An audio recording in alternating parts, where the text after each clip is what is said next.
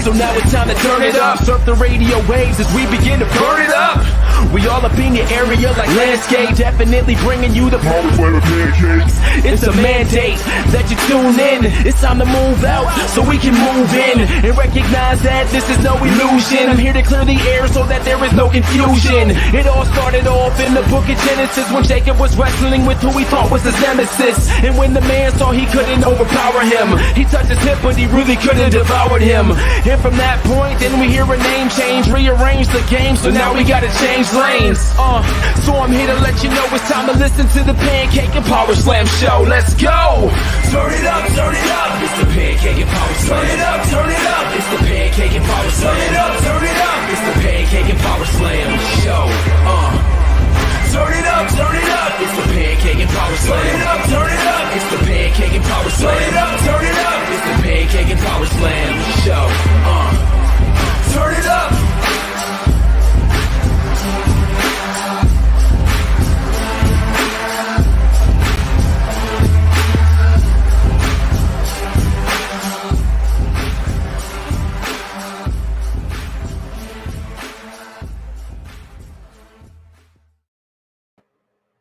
Indeed, indeed, indeed. It's the Pancakes and Powerslam Show, episode 459, ladies and gentlemen. We live and live in color, getting funky like a monkey, if you will. I am Dr. Chris Featherstone, baby. Yeah. Come on, somebody. Listen, we got James in the building. We got Christopher in the building. Always a great support. Ricky, he always asks me if I interviewed the person I interviewed on Unscripted before. I think that's pretty cool. I have interviewed Shane Taylor plenty of times. Shane Taylor's a super cool dude, and I like talking to him. He's cool to talk to. Very intellectual guy. And Elvis trolling, watching the Titans games and Ohio State game. It sucked. Elvis. Okay? Is that what you wanted? Is that what you wanted, Elvis? You wanted me to say that, didn't you? Both of them was boo-boo. But Ohio State made it to the dance, albeit embarrassed at the dance. Don't get me started on just that game. And I've had enough conversations with fellow Ohio State fans to vent. To have my fair share of venting, and I feel better now. I'm good. I feel better. I'm good. We got onward and upward, man. We got to take a lot of notes.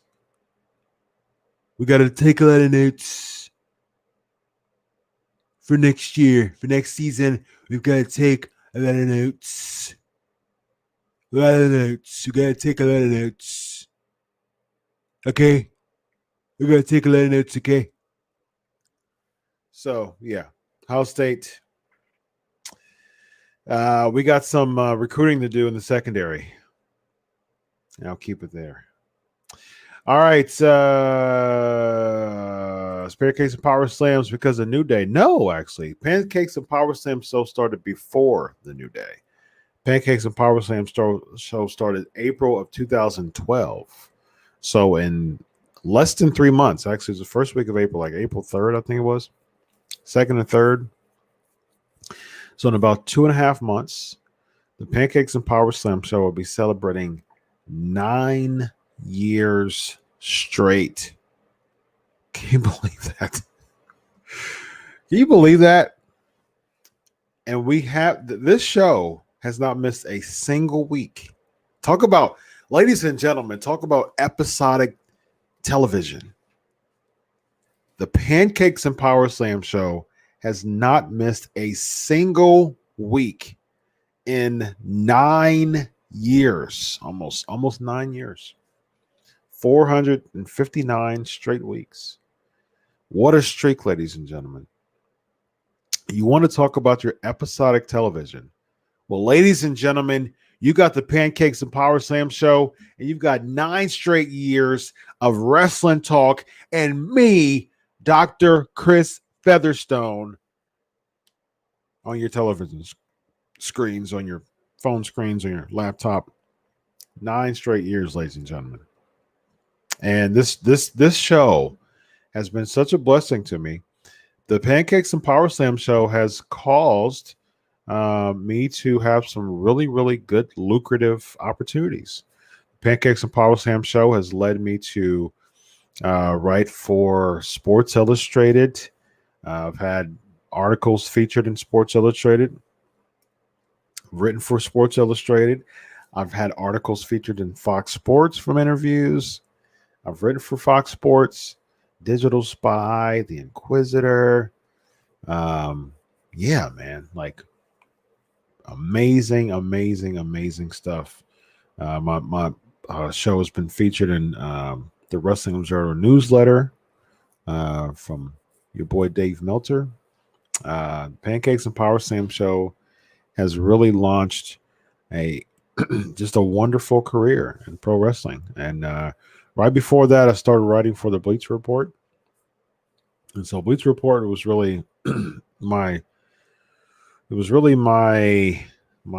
Bleacher Report and Pancakes and Power Slams was really my catalyst for having an incredibly successful career in journalism and podcasting. So now I'm basically retired from writing as far as the wrestling journalism part, because all of my time spent is through podcasting now. I'm super blessed to be podcasting through Wrestling Rumors right now, and of course my outlets of Pancakes and Power Slams and Sportskeeda. I mean, Sportskeeda, as I've written for many of the big name wrestling news sites. If you name it, I've been there just about, or at least I've been featured there in some way. But this is the greatest, undoubtedly, the greatest period of my journalism podcasting career, hands down. And it's great stuff. So I'm super blessed.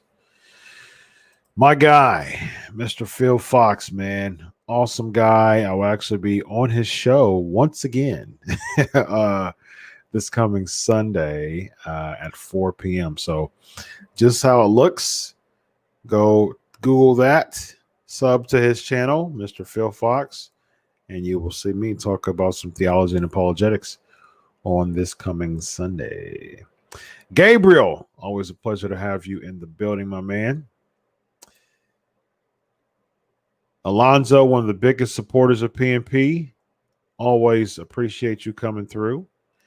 Brendan with the next Chris question. Since the heavy rumor was Edge versus Orton and Mania, but looks like Orton and feud is, I think you mean Fiend there. If Orton feud is going to last longer, who would you book for Edge Mania now if Edge cleared by Mania? Good question. I think I would choose. They were saying Edge and Fiend. I prefer, hands down, any day of the week, I prefer Edge and Fiend more than Orton and Fiend because first of all, I think the Fiend being a heel I think the Fiend being a babyface is just a bad idea. I mean, I stick with that. It's a bad idea. The Fiend is a evil, menacing, diabolical lunatic, and he should not be cheered. I mean, he has a hurt and heel on his gloves. He looks like some type of gory nightmare wrapped up in a face and in a body, and there's nothing to cheer about the Fiend. I think this whole thing with Randy Orton is just pointless to me. It doesn't put anybody over. I'm a big fan. Y'all been with me. Faces and heels, because the heels, they build up the heat. That's how they become popular, and they put over the babyface by the babyface winning the match. With Orton and Fiend, it's nothing. It's just It's just two evil people, you know. And so I'm not a fan. So if you do Fiend versus Edge, and somehow this leads to the Fiend gets the respect from Randy Orton, and then Orton says, I got a monkey on my back, which is Edge, and somehow Randy Orton, kind of, have the Fiend do his dirty work on Edge, and then you get Edge versus Fiend at Mania. There you go. I think you should do it that way. I'm fine with that. Elvis, yes. So you send me news every week, and so I'll be praying for whoever you send me this week. Start sending me some good news too, Elvis. You send me bad news every week, man. Again, I'm a psychotherapist. I get this every day. I don't mind you sending me bad news because I will be in prayer with you.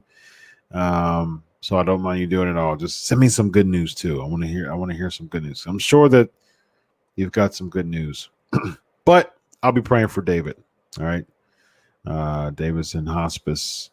So I'll be praying for David. Thanks for sharing, Elvis. Marissa, as always. Phil Fox. He loves my Donald Trump impressions. He loves them. He loves my Donald Trump impressions.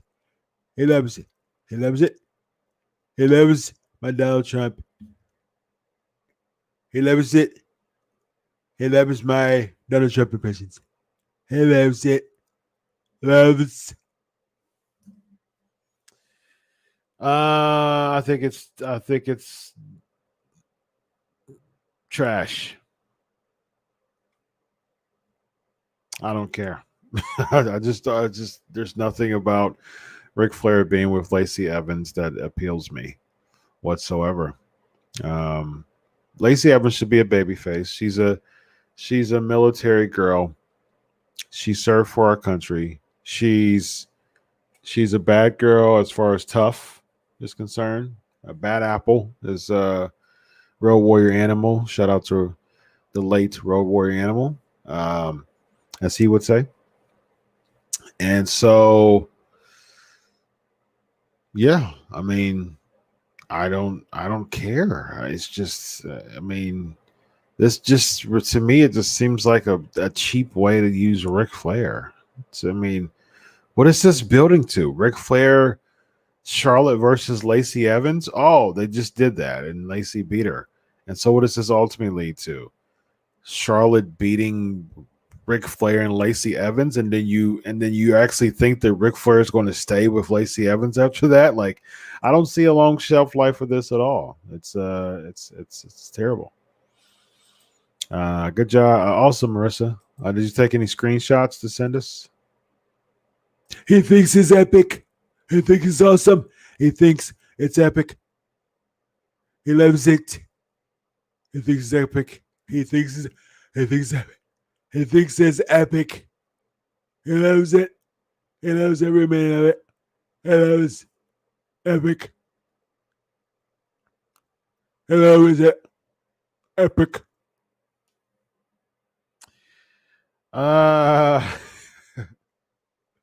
Rumor that Damian Priest and Rhea Ripley are set to leave NXT and come to Raw and SmackDown. How do you think they'll be booked? Badly. I can see why. I can see why both of them had a ton of potential. But you just got too many people on the main roster. Why?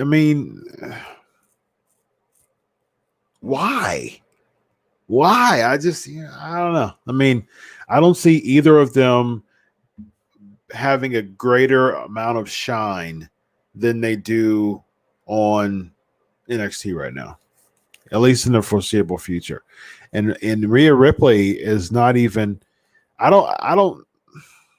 Rhea Ripley is not even being used properly in NXT anymore, really.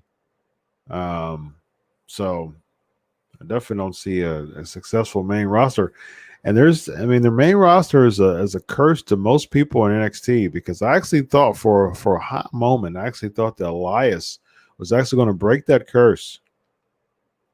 Same thing with Corbin, but both of them were just like not being used correctly at all. So, I mean, outside of like a Seth Rollins, who was an ROH guy, but all outside of like a Roman Reigns, who's a legit NXT guy, but at the same time, like, it was when NXT was in its infancy and didn't really have the brand recognition as it did. Outside of Roman Reigns, and as far as like people like Seth Rollins and Dean Ambrose, I mean, they're not like legit NXT guys. It was just kind of like a means to an end, especially during that time of NXT. I mean, they brought in Ambrose to. I mean, they shot an angle with Foley, so of course he had. He was going to be big. He's going to be big. He's going to be big. It's going to be big. So he was going to be big anyways. So, but yeah, Roman Reigns.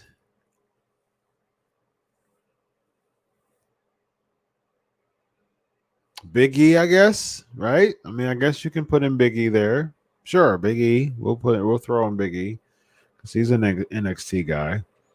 So, and I'll even throw in Rollins for the sake of him being an NXT guy, although he's an ROH guy, but NXT guy. So Moxley's CZW guy, but just for the sake of coming through NXT, Rollins, but even Ambrose he didn't really stay in the main event scene that much. So I'll give you Reigns, Rollins, Big E,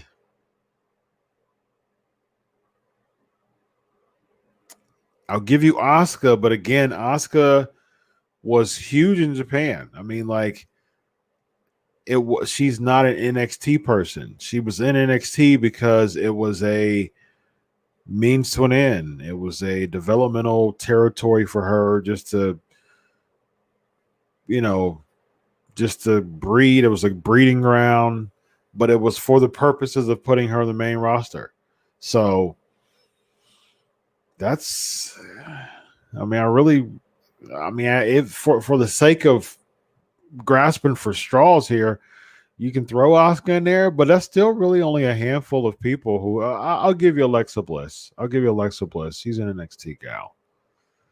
But really only a handful, maybe two of people. I mean, Bayley, I'll give you Bayley. Sasha. I mean, I'm thinking of women's division. If you think about the women's division, it's been a lot more successful than the men's division, hands down. So, because Tyler Breeze came and went back, Fandango came and went back, Apollo Crews is just middle of the road, Corbin, Shinsuke, although he's definitely a New Japan guy, but he's still middle of the road. I mean, you name it, man. You name it. Who else do you? Who else went there? Elias. Oh goodness, definitely Elias, for sure, Elias. So I mean, it's definitely been a lot. It's been more bad than good when it comes to NXT call-ups, for sure, hands down. So I'm not feeling too good about Damian Priest. When it comes to Rhea Ripley, I mean, she has a shot, but the thing is, the WWE is so bad, especially in the main roster, is so bad with 50-50 booking. You have Bianca Belair, who was absolutely a gem, whose money on the table, absolute money on the table. They have a bunch of vignettes. She wins a few weeks of matches, and now she's losing matches. I mean, I really don't understand the rhyme or reason with that. I really don't. Now, what I get and what I predict is that Bianca Belair is going to win the Royal Rumble. And so they're making her kind of the underdog babyface type of feel, but you don't need that. Like, they didn't make Austin didn't lose matches to be an underdog babyface. It was an authority figure that would try to get him to a state where he doesn't, get to the world title. You don't have to lose matches to be an underdog babyface. Look at Hogan. Hogan was the ultimate underdog babyface. He would play in the he would be down. He would be in the corner, and all of a sudden he's hawking up. Phew, and so a dude, he had the title for like 4 or 5 years, his first reign. So I mean, same with San Martino. He went against a lot of foes. The dude had a title for 8 years. And so you don't have to lose matches to be an underdog babyface. To me, I don't understand for Vince to be there since day one, as far as just the WWF, not WWF, but WWF, for him to be there since day one and to somehow approve of the need for 50-50 booking. 50-50 booking is the demise of the WWE. It really is. It's the demise of the WWE because no one looks like a star, no one stands out, and both Damian Priest and Rhea Ripley are products of this. I don't understand the logic of just having someone with momentum continuing to win. Look at Asuka. Asuka became a huge star because it was like 500 days that she didn't lose a match. She became a star. And her stock plummeted when she lost to Charlotte at WrestleMania 34, I think it was, in New Orleans. Plummeted, absolute plummeted. And she's recovered finally, but bad. And so I wasn't a fan of it, man, at all. Wasn't a fan of it at all. I think it was just absolute trash to even think about that, and to even think about doing that. And I was thinking in my head, like, if they would have had Asuka continue to win this year, or even the year going into Rousey being a big thing in New York or New Jersey at 35, there would have been so much money in Rousey versus Asuka. Streak versus UFC type of MMA type of thing. There would have been so much money. I wasn't buying the Ronda Rousey, Becky Lynch, Charlotte Flair main event. I wasn't buying it, and I still don't buy it, honestly. To me, that was so. To me, it was politics and showcasing Ronda Rousey because she's an outsider, and that's a way to bring in greater revenue and more. I mean, it's good business. I get it from a business standpoint. It's good networking. But at the end of the day, that was politics. That was networking. That wasn't for the fans. that was for revenue. That's what that was. Because Ronda Rousey, box office hit. And yeah, it's the first women's Royal Rumble. Yeah, okay. So yeah, because of Ronda Rousey, not because of Charlotte or Becky. It's because of Ronda Rousey. Charlotte versus Becky would have not been nowhere near the main event at WrestleMania. But you add Ronda Rousey in there and her box office attraction, now we got a main event for the Royal Rumble. I mean, for the WrestleMania. So, but I think that Asuka could have really made some noise. Yep, absolutely. This is funny. This is not true. It's kind of weird to me. I mean, they just decided to write Lana off and take her away. I mean, add Charlotte to the title picture, and there you go. Renegade. What? What are you talking about? Renegade? No, I hope you're not talking about the Renegade from WCW that committed suicide. I hope you're not talking about him. That would be very insensitive. Is your Pancakes Power Show a good record for going a record for going 9 straight years? I don't know. I don't know who the record is against. I don't know. I don't know who I'm a record. I don't know. I beat my own record every week, I guess, for going 9 straight years. What's up, Paul? Always good to see you. Thanks, Ricky. Appreciate it. Awesome interaction, guys. Let me make sure I catch up with everybody.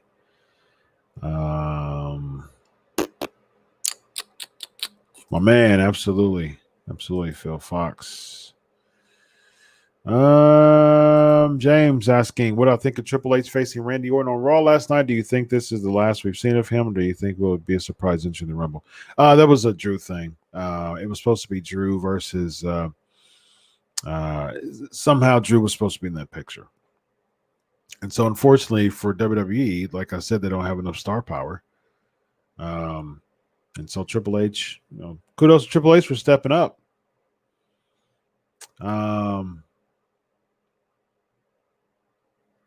Yeah, I mean, kudos to Triple H for stepping up. It will never retire, Danny. It will never retire. It will never retire. It will never retire. It's forever. It will never retire. I guess as versus Styles based on the Royal Rumble, I heard there was supposed to be some, there were some rumblings in that anyways. I just don't, I don't care. I don't care about Edge versus anybody. I mean, dude, look, Edge is a Hall of Famer. I would love to have him on my show to interview him, but to be honest with you, I don't care about Edge wrestling. I just don't. His Royal Rumble had the most likes on YouTube, WWE YouTube in 2020. Sure, it was great. It was a cool entrance. It was a cool return. It was great to see Edge back. After being gone for nearly a decade. I'm in. Okay, I think it was cool, man. I think it was cool. But yeah, I mean that's as far as it goes with me. Let's see what is going on. Bro. See, Lashley, man.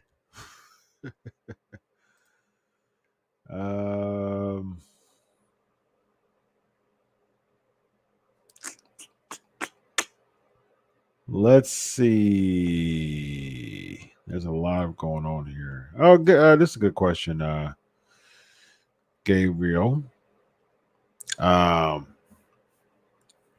What I think of Goldberg? Well, I think Goldberg get a Mania match. Yes, I do. Against who?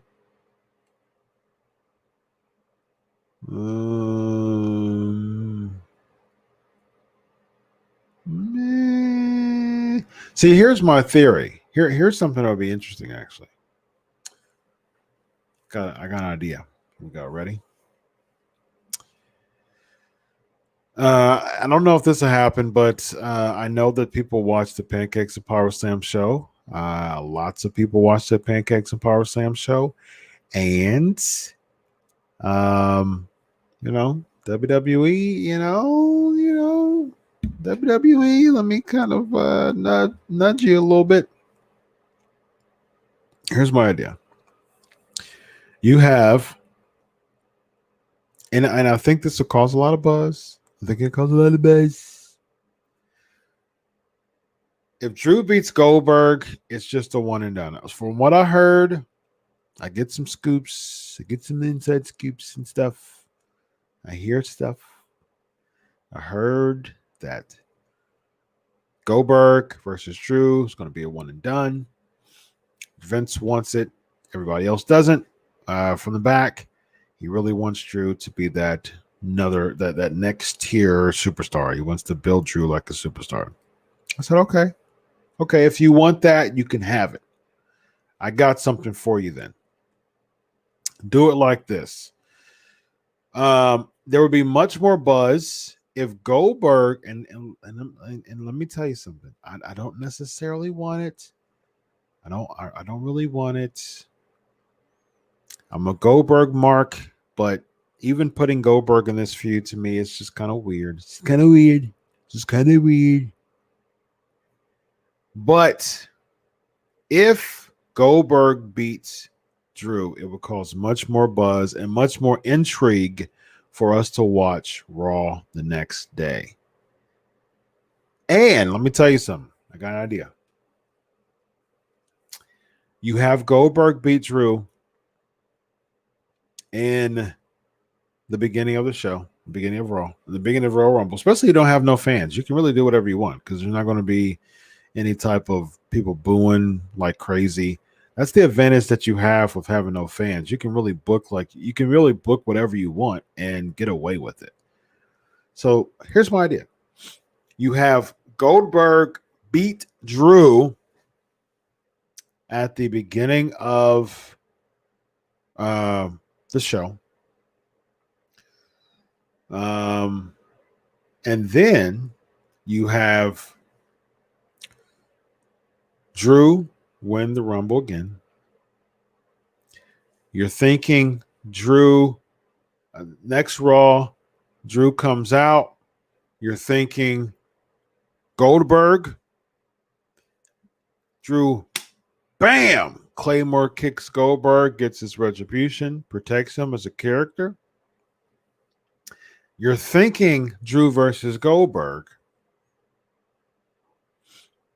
Drew stays on Raw. You know, he comes back out a week or two later, stays on the ramp. He eyes Goldberg. You're thinking it's going to be Goldberg Drew. I wouldn't even do this. I would put Goldberg. I would have Goldberg come on the next Raw after Royal Rumble, but stay away for a few weeks. So then you still have Drew, and that would be a perfect time for like the Miz or a feud with whatever filler feud. Then you have Goldberg come back, and you're thinking Drew's going to come out. Drew doesn't come out on Raw. Instead, that week, he comes out on SmackDown, and he picks Roman Reigns as his opponent to get some retribution back from Survivor Series. Drew versus Roman for the Universal Championship. And there you go. And as far as the Raw end, I would have lastly, my man. I would have Bobby Lashley versus Goldberg for the WWE Championship.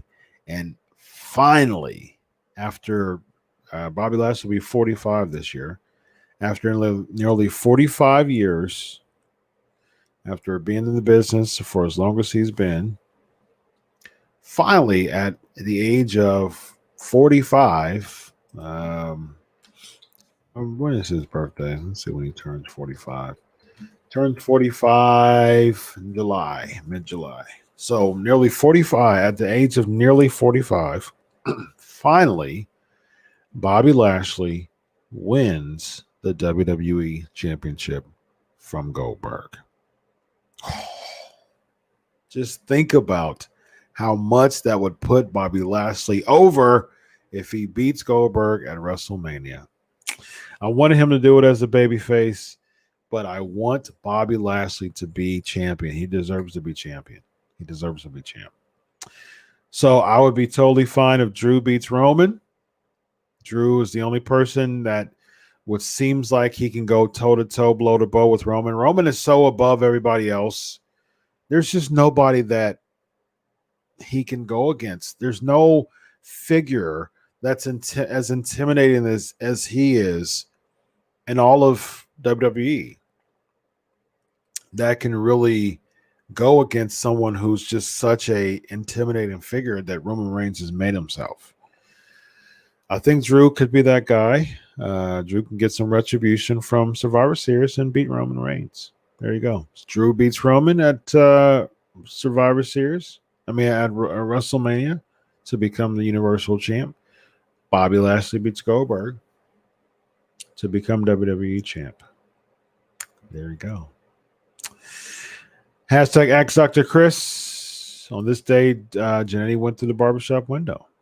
Very, very interesting. Which one am I looking for the most? I'm looking forward more toward Roman versus Adam Pearce because I have no idea what they're going to do with that. So that would be interesting. Hashtag Ask Dr. Chris. So that's what I'm going to be chasing here. Those are the ones that stand out. Great interaction.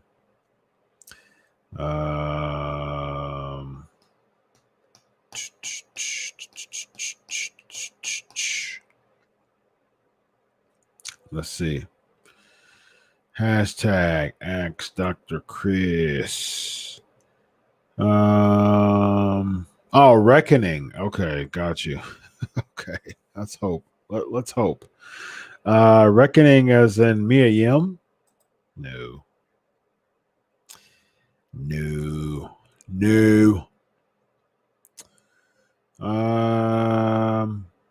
Ricochet. Okay, got you. Ricochet. Or Richot. I know you mean though. No, I mean Ali's the leader, so there's no need for having a new leader. I would say if you do have a new leader, it's someone who's like main event level to bring Retribution to that state because I don't think Retribution is that state right now. I've said it before. They needed it was the payoff was just bad. It was bad. And they decided for Ali to be a leader. I think it's cool, you know. I think it's cool that Ali has that type of spot. You know, it's cool. You know, he's been putting his dues in, a bunch of start stops for him, a bunch of empty promises. So to become a leader of Retribution, I think it's a good call. But you just needed somebody bigger. Like, you know, like what is it? Player Uno. Evil Uno.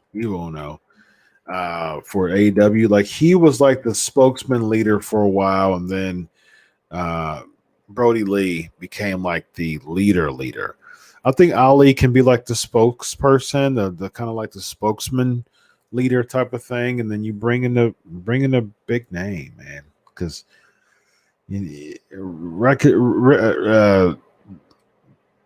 Retribution, they're just not main eventers. No, I can't confirm this, unfortunately, but he should be. He should be, absolutely.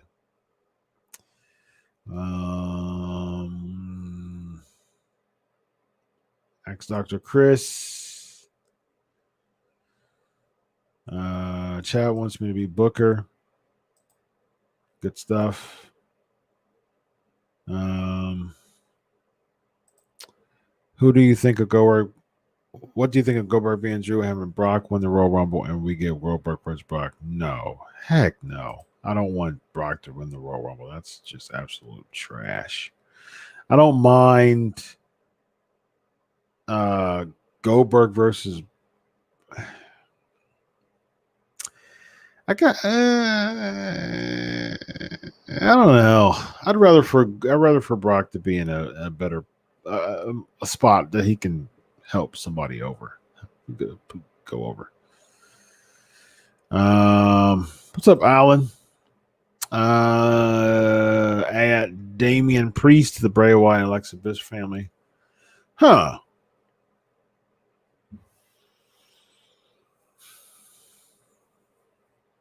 No, I don't think so. Interesting idea, though, Alan.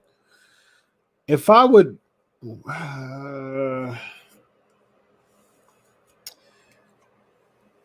don't even know where I would put Damian Priest. I really don't. I don't know where I would put him.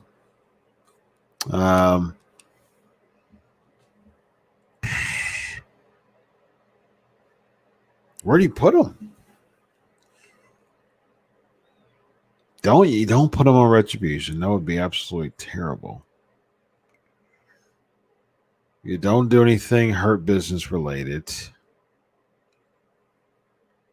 Unless the Hurt Business is trying to, gang up on somebody and he comes out as babyface. But that's the thing. You're putting him to the main roster, but he's not. I mean, there's nowhere to put him right now. Ugh.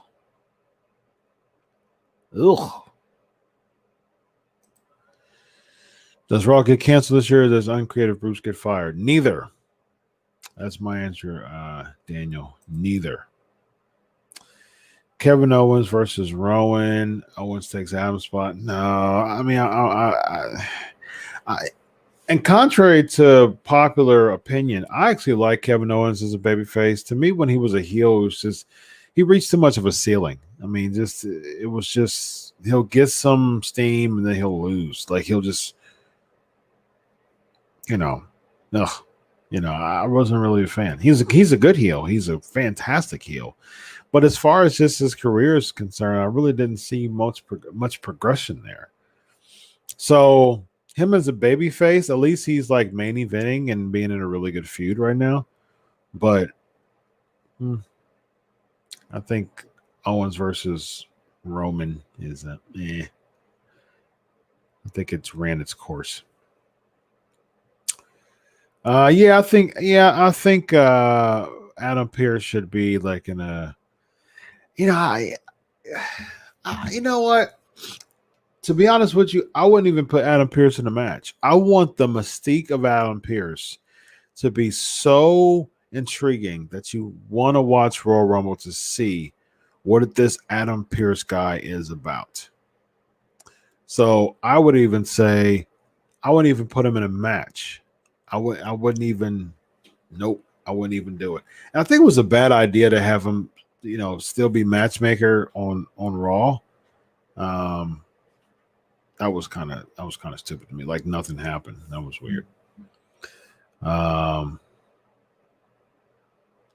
me Odom, foggy, but seeing Orange Triple H's love the promo. It was a different twist. It was a different twist. All right, I got a few more left in me, y'all. Good stuff today. Always a pleasure hanging out with y'all. I don't even know who's in the Dusty Classic. I know that's as far as I'd imagine. I know that Adam Cole and Roderick Strong are the Undisputed Era representatives. I imagine that's you'll have like Drake Maverick and Killian Dane,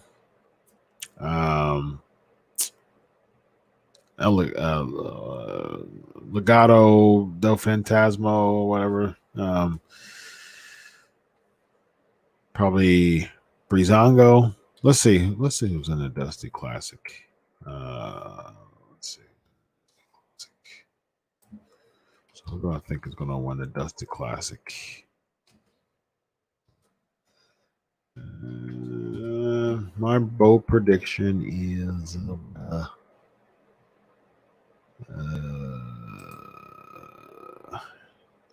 right.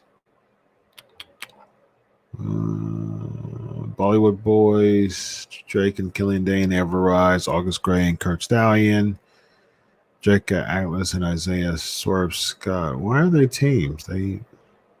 Swerve just beat Atlas and it's kind of turning heel. Imperium, Grizzle Young Veterans, Legado del Fantasma, Kushida and Leon Ruff, UE, The Way. Yeah.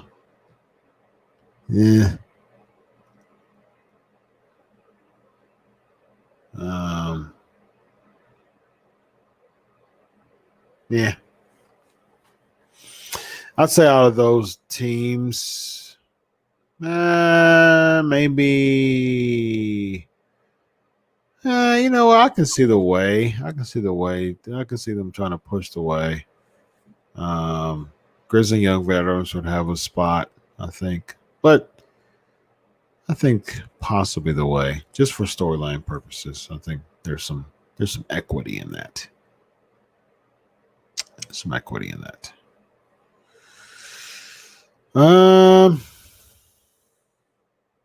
right. Let's see what else we got here. You know what? I don't think so, Paul.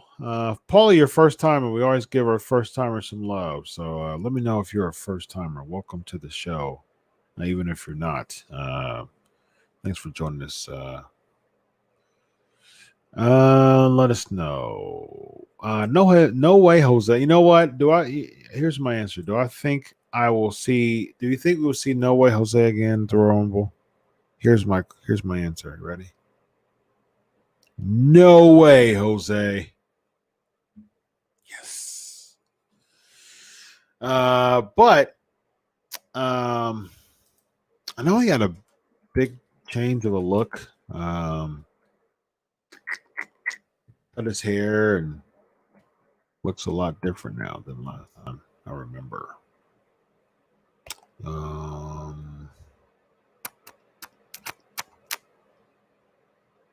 don't even know what he's up to nowadays. I know that they showed him like provocative type of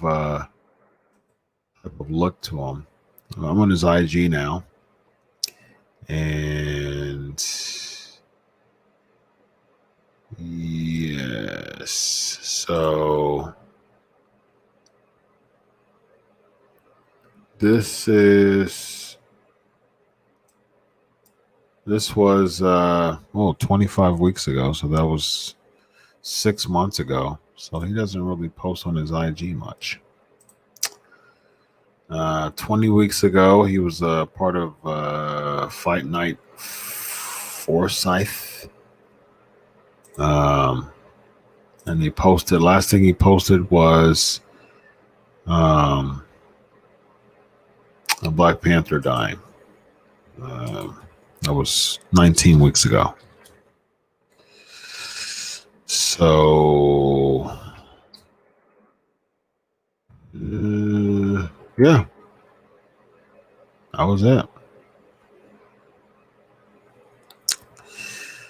That was it. So he doesn't post on,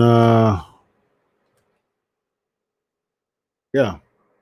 So, yeah, that was it. Just shocked, can't really put in a word how much he impacted the life of so many. This wasn't true. May rest in peace. So Chadwick Boseman was the last post that he made. So no way, Jose. The business told me to take a hike, so I did. That was 23 weeks ago.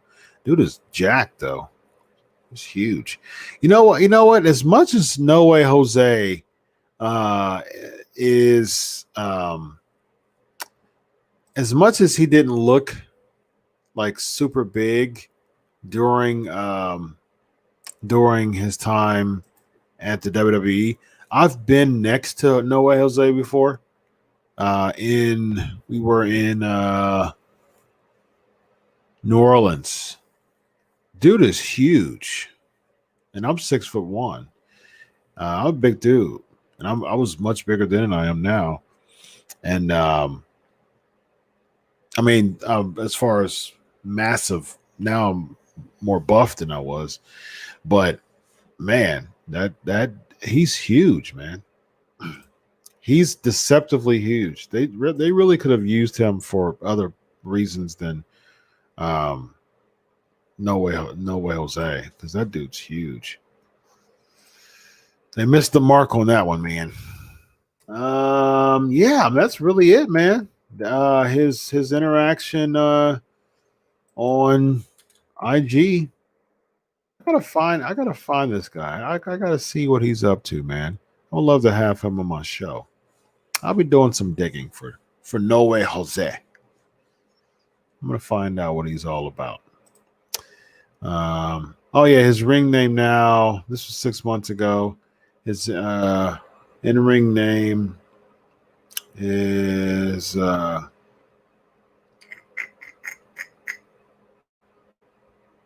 don't know. Time for a change. Oh, here it is. Levy Valens. Oh yeah, that's right. Because he made a big change and stuff like that. Okay, so he's more interactive on Twitter than he is on IG. So yeah, he's pretty active on Twitter as of January the 6th, so a week ago. So yeah, he's pretty active on Twitter. He's on a few retweets. So yeah, he's got his hair like perm now, it looks like. So he looks a lot different than beforehand.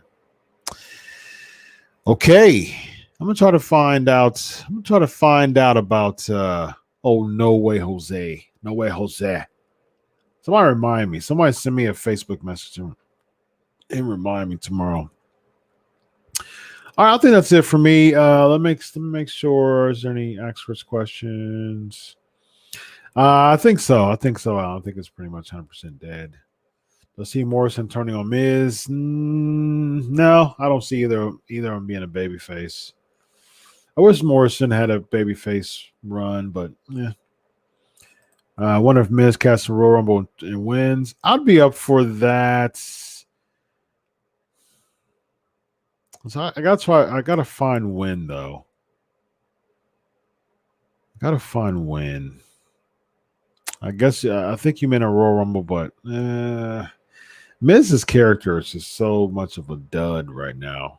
Him being the champ will just bring the champ so much down, like way down. All right. I think that's it for now as far as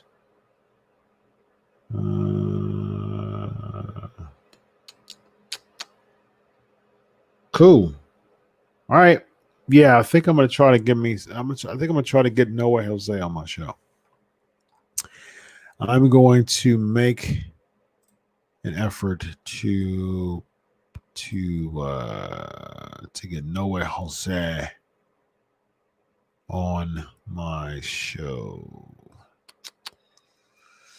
Cool. All right, y'all. It's been fun as always. Again, I'll answer this one real quick. John Cena. No, I don't think he's going to be in the Royal Rumble. Especially since there's going to be no fans.